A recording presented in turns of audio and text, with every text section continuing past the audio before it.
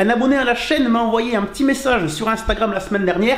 Il m'a dit qu'il faisait des tartes crème brûlée. J'avoue que je ne connaissais pas du tout ce concept. J'ai regardé, c'est vrai que ça se fait, hein, c'est un dessert plutôt original, une belle revisite de la crème brûlée. Donc Michael, j'ai accepté ton défi et j'ai décidé de faire ma petite recette de tartelette crème brûlée. Et comme cette saison, on va faire ça avec de la liqueur de châtaigne. Le résultat est vraiment plutôt pas mal. On a des jolies tartelettes crème brûlée et ça c'est vraiment en plus super bon. Donc aujourd'hui c'est parti, nouvelle recette.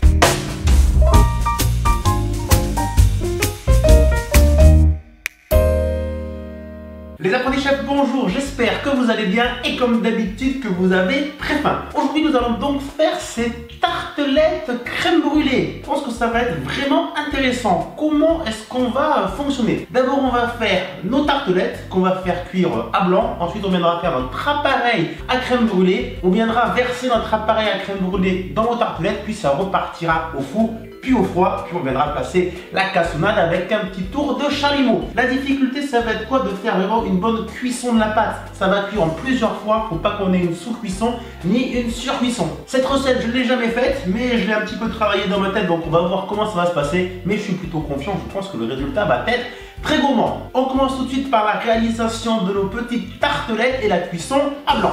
Pour la pâte, 200 g de farine, 90 g de sucre glace, j'ajoute environ 30 g de poudre d'amande, puis 100 g de beurre. Je vais effectuer le sablage, donc je travaille le beurre du bout des doigts. Le but c'est qu'on ne sente plus le beurre, comme si c'était du sable. Puis je vais ajouter un œuf et je vais mélanger pour commencer à former la pâte sablée. Donc j'incorpore bien, je mélange bien pour obtenir une pâte bien homogène. Si la pâte est un peu trop collante, je rajoute un peu de farine. Je forme ma boule et il ne me reste plus qu'à placer ma pâte au frais dans un film plastique.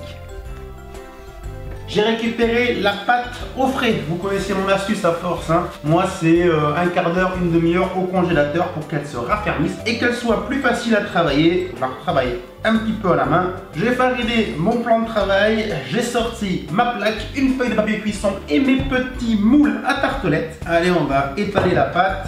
On va faire ça en plusieurs fois, hein. On va découper des petits morceaux de pâte pour venir remplir nos moules à tartelettes. Allez, premier moule, donc on va bien foncer, bien la coller au bord, couper les bords avec un couteau, réparer les petites imperfections. Voilà pour la première. Allez, la deuxième, pareil, bien foncer les bords, bien coller aux parois du cercle. J'ai rempli mes 6 moules à tarte. Alors j'avais pas pensé aussi, un petit détail, quand on va verser l'appareil dans les tartes qui seront cuites, il ne faudra pas qu'il y ait des trous.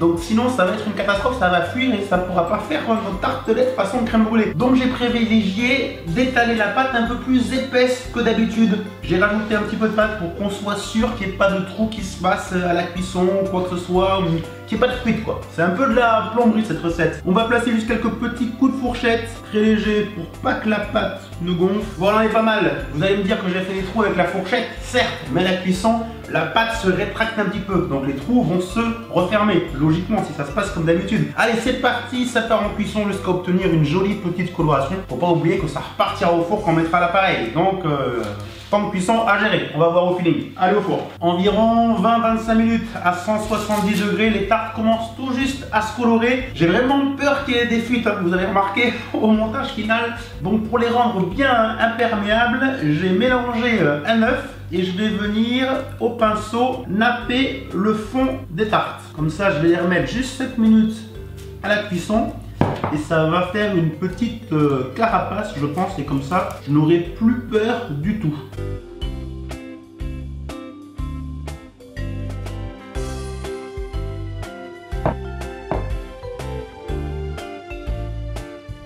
Je pense que cette étape est vraiment très importante. J'ai remis les tartelettes au four pendant 5 minutes, hein, juste que l'œuf cuise par-dessus et que ça soit bien imperméable et je serai soulagé. On va pouvoir continuer cette recette en toute tranquillité. Les tartes viennent de sortir du four. Elles sont juste, je pense, parfaites. Ou du moins pas trop mal. On sent bien quand on touche que l'œuf a bien cuit par-dessus et que ça a fait une petite carapace. C'est parfait, c'est exactement ce qu'il nous fallait. Elles sont pas encore très colorées, hein. C'est normal. Il faut pas oublier qu'elles vont repartir au four avec l'appareil. Monsieur Cérélignac, on se calme. Oui, elles sont pas encore très colorées. Ça va venir. Comme d'habitude, je vais venir passer un petit coup de couteau à dents pour enlever les imperfections et les rendre bien régulières.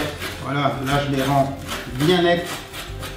Je trouve qu'on est vraiment pas mal. Ces petites tartelettes m'inspirent beaucoup. Elles sont très mignonnes, elles sont bien régulières. C'est exactement comme ça que je les voulais. On peut maintenant passer à l'appareil à crème brûlée à la liqueur de châtaigne.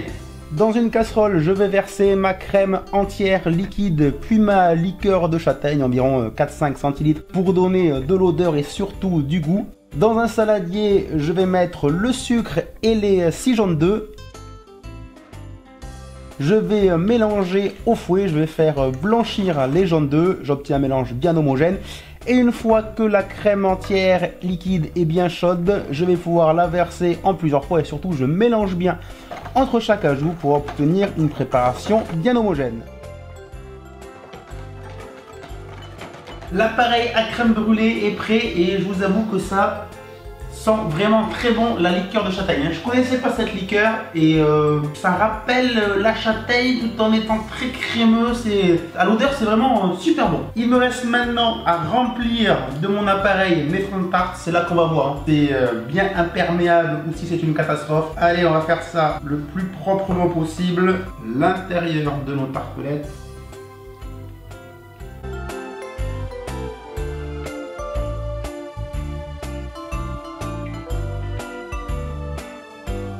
Opération réussie et maintenant ça repart au four. Donc allez, on perd pas de temps, ça repart au four.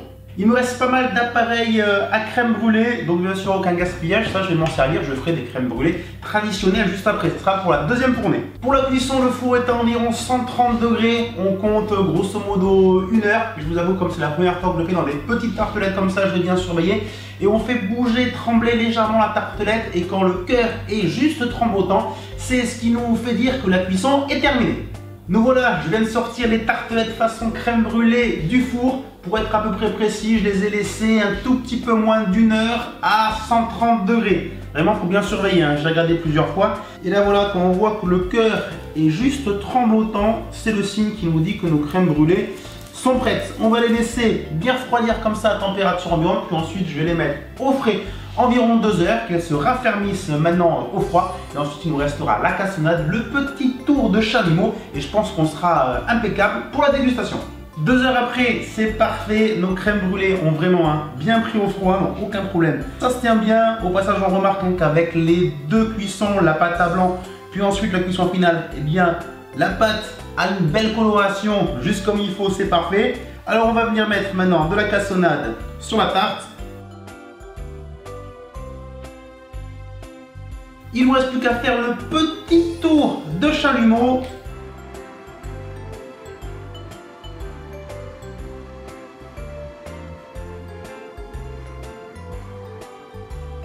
La tartelette crème brûlée est terminée. Au visuel, c'est exactement ce qu'on voulait, hein. Une tartelette avec une crème brûlée à l'intérieur. Au goût, allez, c'est parti. À la dégustation, ben on est vraiment pas mal, hein. On a bien le crémeux, le moelleux d'une crème brûlée, ce côté bien réconfortant, hein, pour les nuits d'hiver. Le côté bien caramélisé avec le sucre de canne et le côté de la pâte qui amène du biscuit. L'ensemble est plutôt agréable, un peu surprenant de voir une crème brûlée dans une tarte. Mais vraiment, pourquoi pas, ça c'est sûr, ça va se manger tout seul.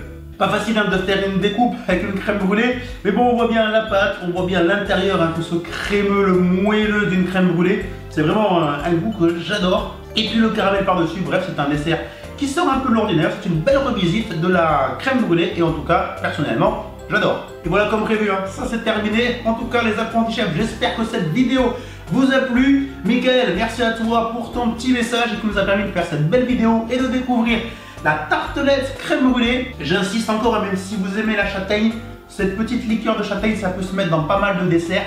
Et en automne, c'est vraiment très agréable. Vous retrouvez toutes les vidéos sur www.lesapprentischefs.com. Et puis nous, on donne rendez-vous comme d'habitude très vite avec une nouvelle vidéo. Ciao tout le monde, bye bye.